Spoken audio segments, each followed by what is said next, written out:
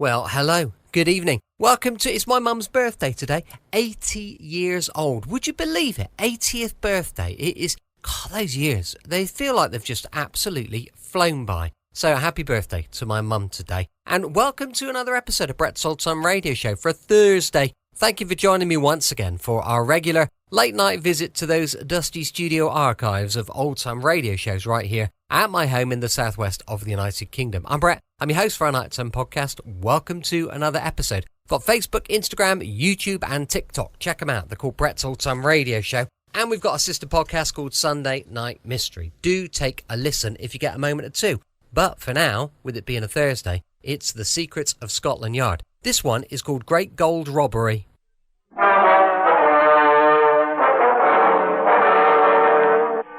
do you do? We call this the story of the Great Gold Robbery.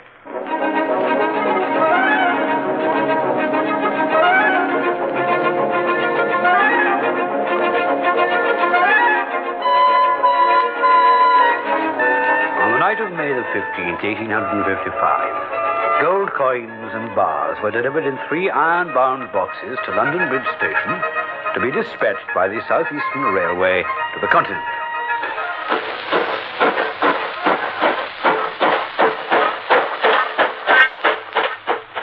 These boxes had been sealed and weighed by the carriers. At the railway station, they were placed in safes that were considered impregnable and transferred to the Folkestone boat train under care of the guard. Each safe had 2 locks, and duplicate keys were in the possession of trusted servants of the railway company at London Bridge, at Folkestone, and with the captain of the Channel boat.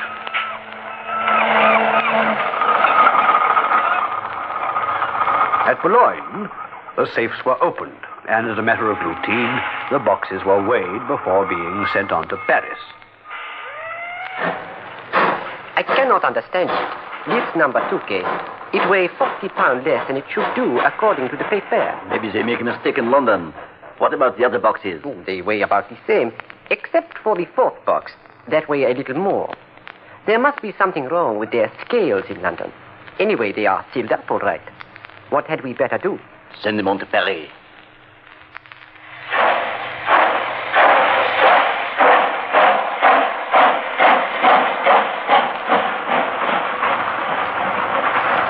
And so it was not until the boxes reached Paris that they were opened.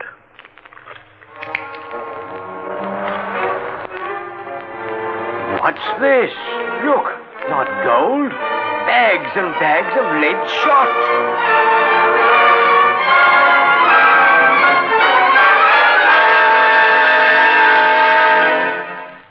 Gold, weighing over 200 pounds.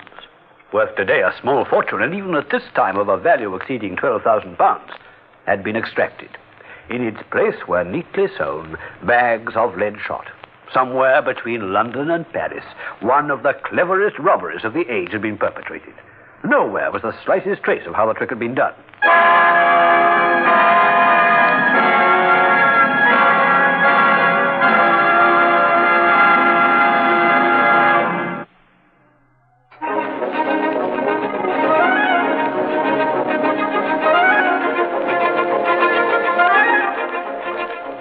A full 6 months had passed, and still the search went on. The first clues came, as is often the case, through a woman's jealousy.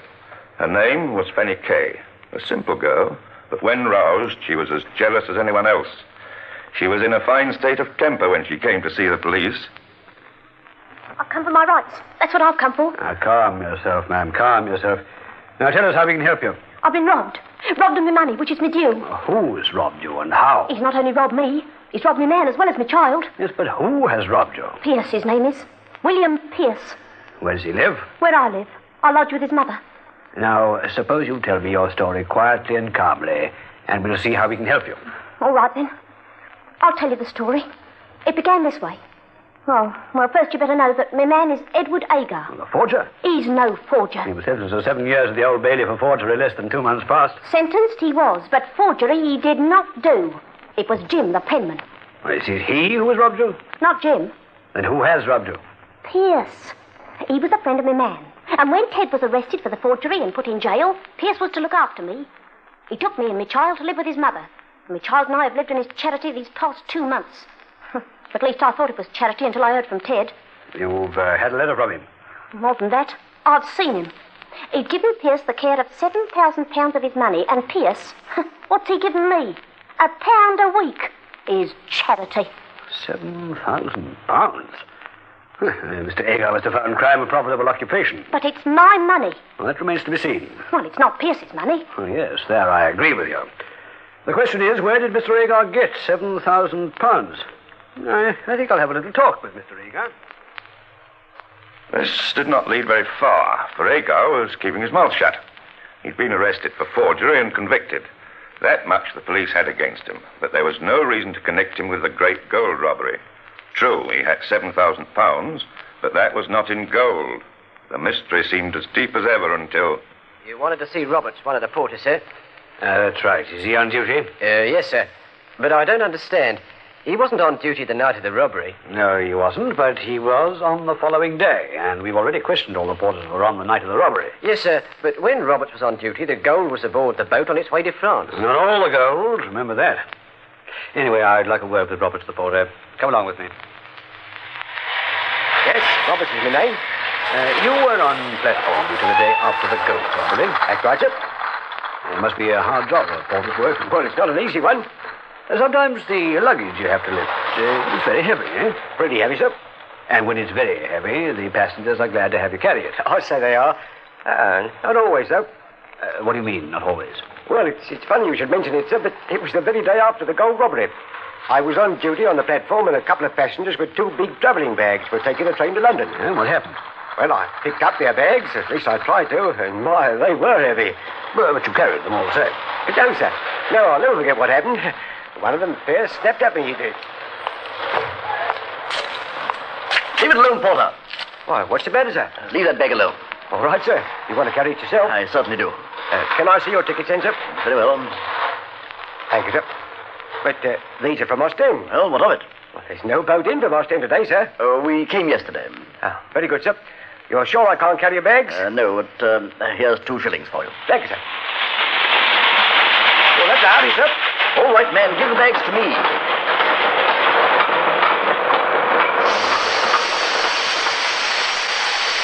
And that's the last I saw of him, sir. But not the last you'll ever see, I think. Roberts, you're coming to London with me. You're going to Newgate Prison. Why, what have I done? You haven't done anything, but you can help us a great deal. I want you to see if you can recognize the passenger you met that day. Roberts, the porter, was brought up to London and identified Agar as the mysterious passenger. Still, Agar refused to talk. But now, the first link in the chain of evidence was complete, and the hunt was on.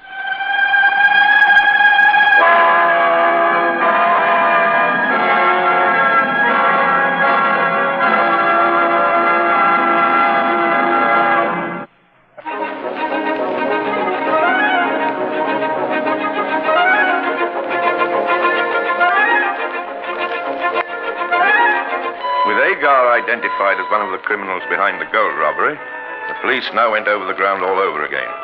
They brought in Burgess, the railway guard, and confronted with Agar, Burgess broke down. One by one, the clues were followed up until at last the full diabolical story was revealed. Listen now to how this crime, almost the perfect crime, was carried out. To tell the full story, we'll have to go back not 6 months to the actual robbery, but fully 18 months. For over a year of planning went into this famous crime. Edward Agar was the mastermind, and yet the original idea came from a minor criminal known as Ted Pierce.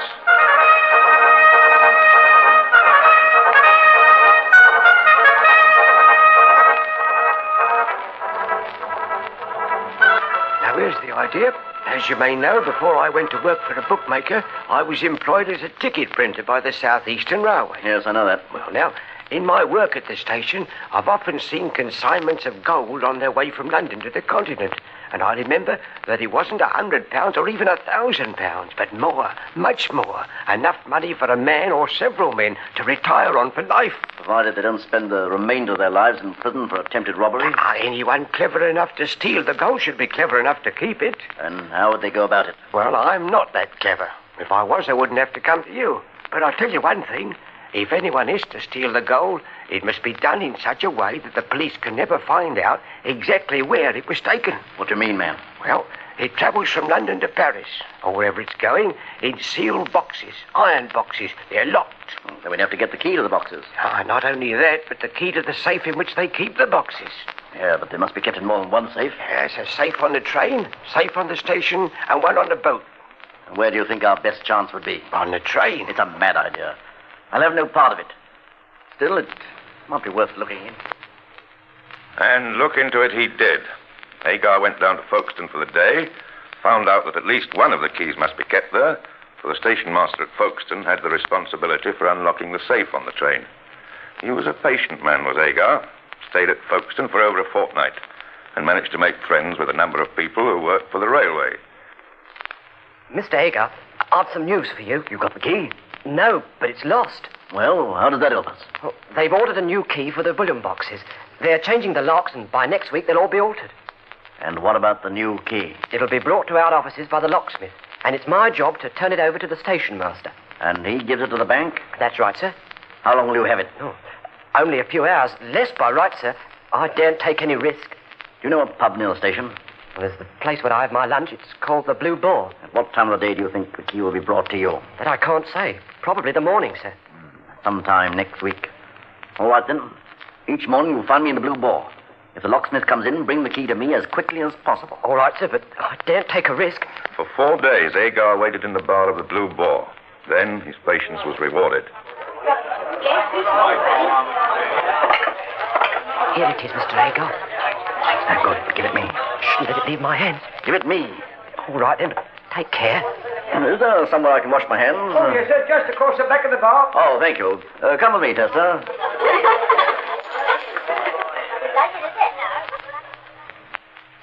Hagar had with him the necessary wax from which to take an impression. Within 20 minutes, the original key was back at the station, and Hagar was busy making a duplicate.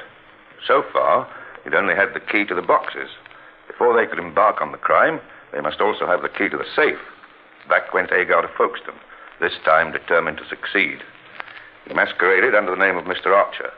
Pierce had been entrusted with £200 in gold, which he was to have packed, insured, and sent by train to Mr. Archer at Folkestone Station. As Hagar himself had reasoned... You see, Pierce, if it comes to Folkestone, it'll have to go into the bullion safe. To get it, somebody at Folkestone will have to unlock that safe. And I can see where they keep the key. Everything went according to plan. Hagar returned to town a few weeks later, but he came back. That morning he was on hand at the harbour station when the boat train arrived.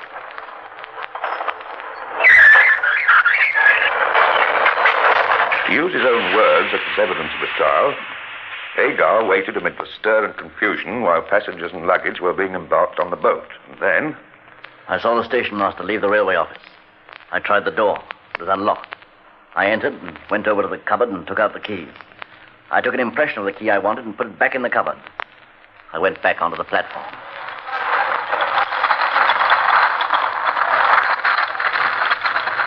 The scene was set. Now came the question of trying it out. There were frequent consultations between the conspirators. How were the keys to be tested? Hagar, who was little disposed to leave anything to chance, resolved on the expedient of himself accompanying Burgess to the van and trying them.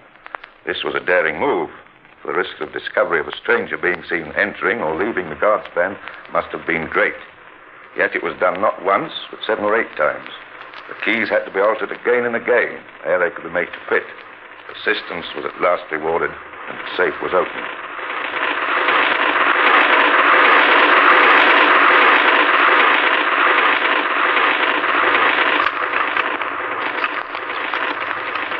There, man. It's opened. We've done it.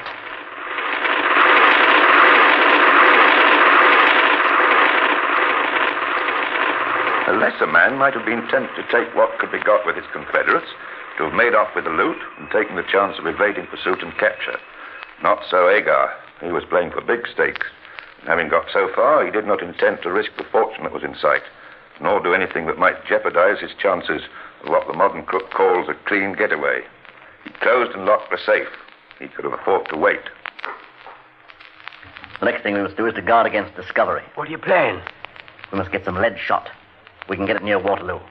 All this must be brought up to my house at Shepherd's Bush. We'll make it up into cloth packages. But how can we get it to the station? I don't like it. It sounds dangerous. Nonsense. It's more dangerous if we don't take these precautions. We'll put the packages of lead in leather courier boxes. They have to be specially made. We can't carry those to the station. Why not? They go inside traveling bags. We'll have to rehearse it over and over again. We can't be too careful. Almost nightly, for a couple of weeks, Pierce and he left the former's house, carrying carpet bags and with courier bags strapped to their persons under big cloaks. Pierce wore something of a melodramatic disguise, a black wig and whiskers. But, after all, there was some astuteness in disguising before the commission of a crime when it was less likely to be suspected than afterwards. If anyone should chance to notice him, the description would be misleading. And even if his disguise was penetrated, however suspicious it might seem, it was not illegal. After many fruitless journeys, the moment came. On May 15th, 1856, the two took a cab from a Camden Town public house to the appointed spot. I had word from Tester. When's it to be? Tonight. And it's £20,000, I believe. So come along, we'll get started.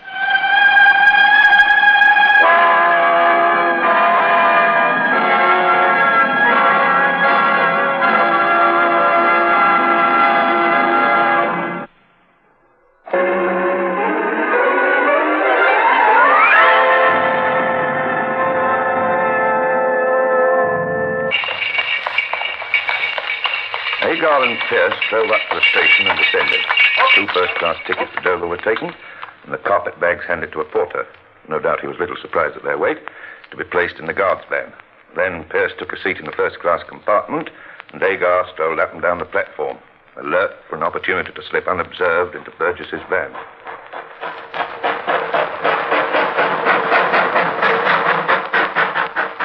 All went according to plan. After months of planning, patience, of ingenuous overcoming of obstacles, they were at last in a position to make their coup. One may picture Agar busily at work by the light of the guard's lantern immediately after the train steamed out of the station.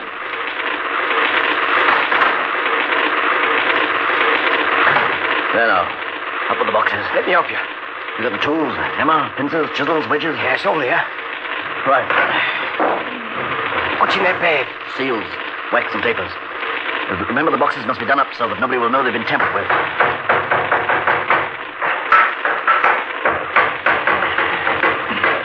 Now, up with the lid. There. Gold. Right. Take out just enough to fill this small bag. We'll get the rest out and packed up in a few minutes. Scarcely had this part of the work been finished than the train drew up at Red Hill. Here it had been arranged that Tester should be in waiting. Swiftly and unobtrusively, Burgess passed the black bag to him. He was to carry it back to town while his confederates finished the job.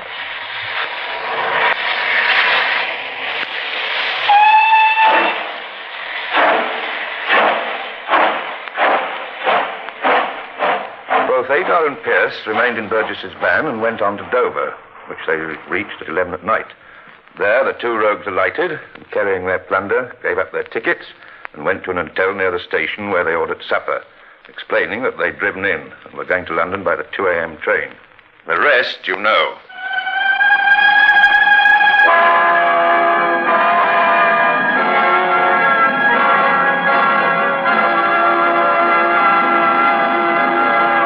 Welcome back. I hope you enjoyed our latest adventure with the secrets of Scotland Yard. Don't forget, we'll be back with a little bit of comedy tomorrow on Dad's Army, going live at 5 p.m. UK time. Thanks for listening. I'll be with you 7 days a week, each and every week, and I'll see you tomorrow on Brett's All Time Radio Show. Love you. Bye.